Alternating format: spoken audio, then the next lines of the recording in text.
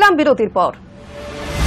যুদ্ধের আগুনে সমস্যায় পড়েছে রাশিয়া। সূত্রের খবর, দেশের বিভিন্ন প্রান্তে তৈরি হয়েছে শ্রমিক সংকট।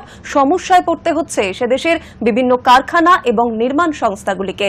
এই অচলাবস্থা কাটাতে এবার ভারত থেকে 10 লক্ষ কর্মী নিয়োগের পরিকল্পনা করছে পুতিন সরকার। ইউক্রেনকে ধ্বংস করতে বদ্ধপরিকর রাশিয়া। সেই লক্ষ্যেই দেশটির বিরুদ্ধে এখনও যুদ্ধ চালিয়ে যাচ্ছে মস্কো। কিন্তু এই যুদ্ধের আগুনে সমস্যায় পড়েছে রাশিয়াও।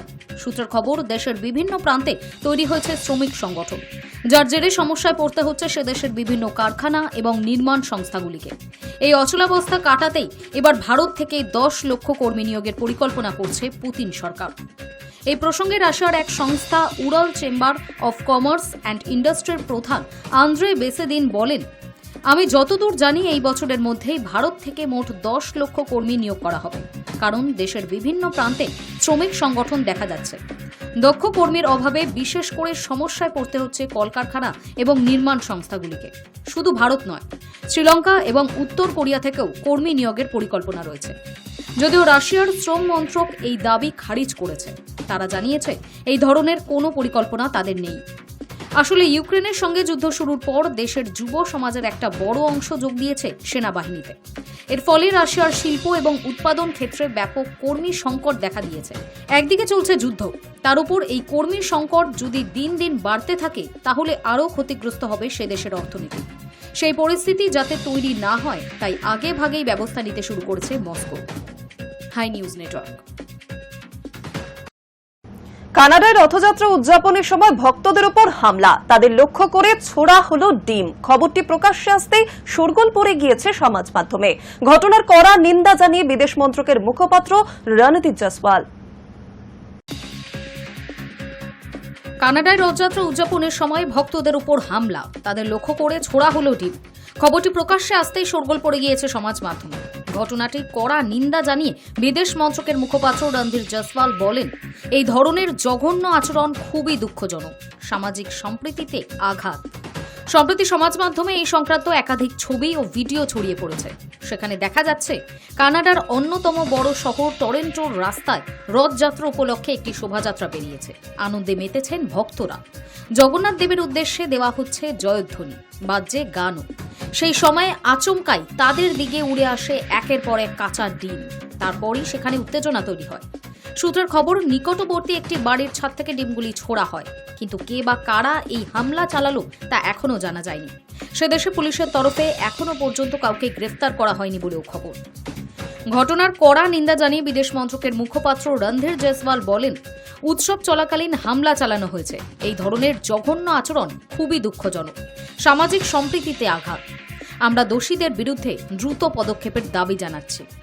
তিনি আরও বলেন, আমরা আশা করি কানাডা সরকার সে দেশের মানুষের ধর্মীয় অধিকার রক্ষার জন্য প্রয়োজনীয় পদক্ষেপ নেবে। ঘটনার নিন্দা করেছেন ওড়িশার প্রাক্তন মুখ্যমন্ত্রী নবীন পটনায়কও। তিনি তার এক্স হ্যান্ডেলে লেখেন, কানাডায় রথযাত্রায় ভক্তদের ওপর এই হামলার ঘটনায় আমি মর্মাহত। প্রভু জগন্নাথ দেবকে অপমান করা হয়েছে। এটি ওড়িশার মানুষজনের কাছে বেদনার কারণ। Hi news Network. আইন শৃঙ্খলা পরিস্থিতি নিয়ে উত্তাল বাংলাদেশের রাজনীতির অঙ্গন। তোলাবাজি, খুন, ধর্ষণের ঘটনায় ভীত সন্ত্রস্ত দেশবাসী। আইন শৃঙ্খলা পরিস্থিতি নিয়ে উত্তাল বাংলাদেশের রাজনীতির অঙ্গন। তোলাবাজি, খুন, ধর্ষণের ঘটনায় ভীত সন্ত্রস্ত দেশবাসী। এরই মধ্যে ঢাকার একজন ব্যবসায়ীকে পিটিয়ে খুনের ঘটনায় বিএনপির সঙ্গে মোহাম্মদ ইউনূস সরকারের তুমুল বিরোধ চলছে। ব্যবসায়ী খুনের ঘটনায় বিএনপি নেতাকর্মীদের পুলিশ গ্রেপ্তার করলেও দলের দাবি গোটাটাই ভোট পিছিয়ে দিতে সরকারের ষড়যন্ত্র। অন্যদিকে প্রধান উপদেষ্টা মোহাম্মদ ইউনূসের অন্তর্বর্তী সরকারের দাবি, বিগত 10 মাসে তেমন বড় ধরনের সহিংসতার ঘটনা ঘটেনি দেশে।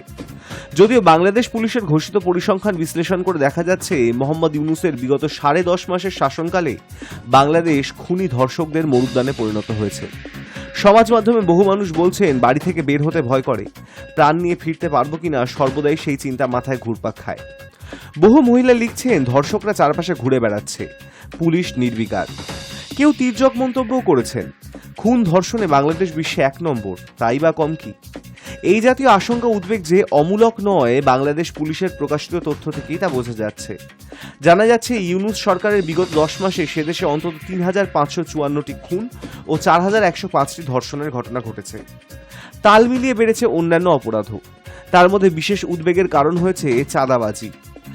ব্যবসায়ী দোকানীদের অবস্থা সবচেয়ে খারাপ। মোটা টাকা দাবি করে যে কোনো সময় হামলা হবে এই আতঙ্কে সিঁটিয়ে আছেন ব্যবসায়ী দোকানীরা। চরম আতঙ্কে দিন কাটছে সংখ্যালঘু সম্প্রদায়ের মানুষদের। গত বছরের 4 আগস্ট থেকে চলতি বছরের জুন পর্যন্ত 330 দিনে সংখ্যালঘু বিশেষ করে হিন্দুদের ওপর হামলার 2244টি ঘটনা ঘটেছে বলে বাংলাদেশ হিন্দু বৌদ্ধ খ্রিস্টান ঐক্য পরিষদের দাবি।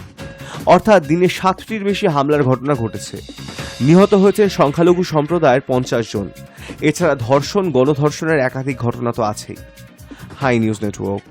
অবশেষে এলেও সেই মাহেন্দ্রক্ষণ। ভারতীয় সময় অনুযায়ী ঘড়িতে ঠিক বেলা 3:01। শুভাংশু শুক্লা সহ 4 নভোশ্চরকে নিয়ে ভাসতে ভাসতে প্রশান্ত মহাসাগরে নেমে এলো স্পেস এক্সের মহাকাশযান ড্রাগন। ভারতীয় সময় অনুযায়ী মঙ্গলবার দুপুরে পৃথিবীতে ফিরলেন শুভাংশুরা। আমেরিকার ক্যালিফোর্নিয়া সান ডিয়েগো উপকূলে তখন অবশ্য রাত। নির্ধারিত সময়ে পৃথিবীর বায়ুমণ্ডলে প্রবেশ করে শুভাংশুদের ক্যাপসুল। এই সময় যে কোনো মহাকাশযান তীব্র তাপ ও ঘর্ষণের সম্মুখীন হয়। এই সময়ে ক্যাপসুলের গতি ছিল ঘন্টায় 28,000 কিলোমিটার। ধীরে ধীরে তা কমতে কমতে 24 কিলোমিটার প্রতি ঘন্টায় নেমে আসে। এরপর একে একে খুলে যায় 4টি প্যারাশুট। ভাসতে ভাসতে প্রশান্ত মহাসাগরে নেমে আসে ড্রাগন। প্রশান্ত মহাসাগরে আগে থেকেই প্রস্তুত রয়েছে রিকভারি ভেহিকল। তৈরি রয়েছে স্পেস এক্সের একটি দল। তারা পৌঁছে গিয়েছে শুভাংশুদের ক্যাপসুলের কাছে। এরপর ক্যাপসুলটিকে তুলে নেওয়া হবে জাহাজে। এর কিছুক্ষণ পর ক্যাপসুলের হ্যাচ খুলে যাবে। ভিতর থেকে বার করে আনা হবে 4 নভোশ্চরকে। সেখানে চলবে বিবিধ মেডিকেল পরীক্ষা। ঘরের ছেলে ঘরে ফেরা নিয়ে ইতিমধ্যেই উচ্ছ্বাস শুরু হয়ে গিয়েছে শুভাংশু শহর লখনৌয়ে। শুভাংশুর বাবা শম্ভু দয়াল শুক্লা ও মা আশা শুক্লা সংবাদ মাধ্যমকে জানিয়েছেন, ছেলের এই সাফল্যে তারা গর্বিত। গত 25শে জুন ফ্লোরিডার কেনেডি স্পেস সেন্টার থেকে ISS এর উদ্দেশ্যে পাড়ি দিয়েছিলেন শুভাংশুরা। নাসার এক্সিয়াম 4 নামে এই অভিযানে ভারতীয় নভোশ্চর ছাড়াও রয়েছেন ক্রিউ কমান্ডার পেগি হুইটসন, মিশন বিশেষজ্ঞ স্লাউস ইউজেনস্কি এবং টিবর কাপু। 18 দিন ISS এ কাটানোর পর সোমবার শুভাংশুদের প্রত্যাবর্তন শুরু হয়। নির্ধারিত সময়ের একটু পরেই ভারতীয় সময় বিকেল 4:45 মহাকাশ কেন্দ্র থেকে বিচ্ছিন্ন হয় শুভাংশুদের মহাকাশযান। শুরু হয় পৃথিবীর দিকে ফিরতি যাত্রা। 23 ঘন্টা দীর্ঘ সে যাত্রা শেষে ফিরলেন 4 নভোশ্চর। তবে এখানেই শেষ নয়। বিশেষজ্ঞরা জানাচ্ছেন, ফেরার পরেও দীর্ঘ প্রক্রিয়া অপেক্ষা করে রয়েছে শুভাংশুদের জন্য। প্রথমেই নভোশ্চরদের বেশ কয়েক দফা মেডিকেল পরীক্ষা করা হবে। এতদিন মহাকাশের মাধ্যাকর্ষণহীন পরিবেশে কাটানোর পর পৃথিবীতে ফিরে মানিয়ে নিতে অসুবিধা হয়। সেই জন্য আগামী 7 দিন বিশেষ পর্যবেক্ষণে থাকতে হবে 4 নভোশ্চরকে। Hi news network. টলিউডের সুপারস্টার দেব এখন সময় কাটাচ্ছেন বিদেশের মাটিতে। সদ্যই লন্ডনের মনোরম লোকেশনে শেষ হয়েছে তার আগামী ছবি প্রজাপতি 2 এর শুটিং। প্রথম প্রজাপতি ছবির সাফল্যের পর থেকেই এই সিকুয়েল ঘিরে ভক্তদের উত্তেজনা তুঙ্গে। আর এখন ছবির শুটিং শুরু হতেই সেই আগ্রহ যেন দ্বিগুণ হয়ে উঠেছে ভক্তদের মনে। টলিউডের সুপারস্টার দেব এখন সময় কাটাচ্ছেন ব্রিটিশ মাটিতে। সদ্যই লন্ডনের মনোরম লোকেশনে শেষ হলো তার আগামী ছবি প্রজাপতি 2 এর শুটিং। প্রথম প্রজাপতি ছবির সাফল্যের পর থেকেই এই সিকুয়েল ঘিরে ভক্তদের উত্তেজনা তুঙ্গে। আর এখন ছবির শুটিং শুরু হতেই সেই আগ্রহ যেন দ্বিগুণ হয়ে উঠেছে। লন্ডনের iconic Tower Bridge, Notting Hill, Camden Market, একের পর এক বিখ্যাত জায়গায় হয়েছে ছবির গুরুত্বপূর্ণ দৃশ্যের শুটিং। ক্যামেরার সামনে দেব ছিলেন পুরোপুরি মগ্ন চরিত্রে। কাজের প্রতি তার নিষ্ঠাও ছিল চোখে পড়ার মতো। এবারও দেবের বিপরীতে দেখা যাবে টেলিপর্দার এক নতুন মুখ, বধুয়া খ্যাত জ্যোতির্ময়ী কুণ্ডু। জীবনের প্রথম ছবিতেই টলিউডের প্রথম সারির নায়কের সাথে স্ক্রিন শেয়ার। স্বপ্নের থেকেও বেশি কিছু এই মুহূর্ত জ্যোতির্ময়ীর কাছে।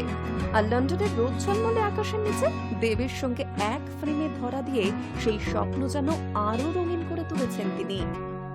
ছবির সেট থেকে দেব ও জ্যোতির্ময়ের কয়েকটি ছবি ইতিমধ্যেই ভাইরাল সোশ্যাল মিডিয়ায়। দেবের ফ্যানরা বলছেন সুপারস্টার যেন আগের থেকেও বেশি ইয়াং। প্রসঙ্গত, গত কয়েক বছরে দেবের সঙ্গে টেলিপর্দার অভিনেত্রীদের রসায়ন দর্শকদের নজর কেড়েছে। প্রজাপতি ছবিতে শ্বেতা ভট্টাচার্য, প্রধানে সৌমিত্রিষা কুণ্ডুর পর এবার প্রজাপতি 2-তে জ্যোতির্ময়ী। ফলে ছোট পর্দার নায়িকাদের টলিউডে নিয়ে আসার যে নতুন ধারা দেব শুরু করেছেন তা আরও দৃঢ় হলো। প্রজাপতি 2-এ ইধিকার অনুপস্থিতি নিয়ে ধোঁয়াশা থাকলেও শেষমেশ জানা যাচ্ছে এই ছবিতেও ইধিকা আছেন একটি গুরুত্বপূর্ণ চরিত্রে। পরিচালনায় রয়েছেন অভিজিৎ সেন। তার কথায় প্রজাপতি 2 মূল গল্পের ধারাবাহিকতায় হলেও এবার চরিত্রগুলো আরও গভীর আবেগময়। দেবের চরিত্রটা এবার এক নতুন জীবনের খোঁজে, আর লন্ডনের পটভূমি সেই যাত্রাকে দারুণভাবে সমর্থন করেছে।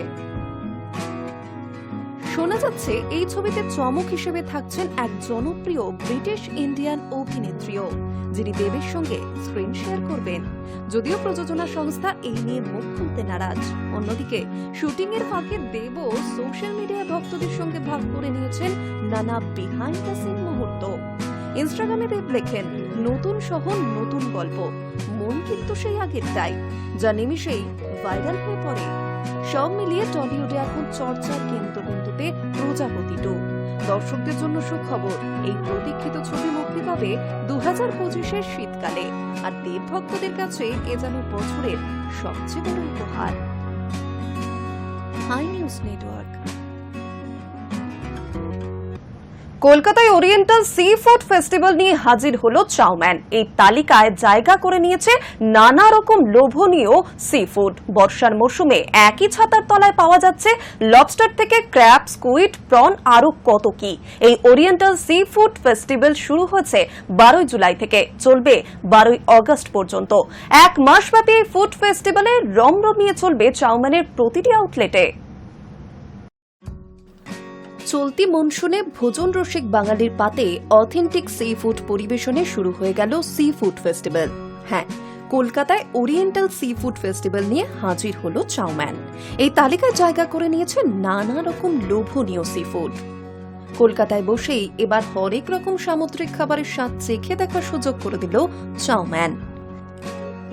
বর্ষার মরশুমে একই ছাতার তলায় পাওয়া যাচ্ছে লবস্টার থেকে ক্র্যাব, স্কুইড, প্রন, আরও কত কি।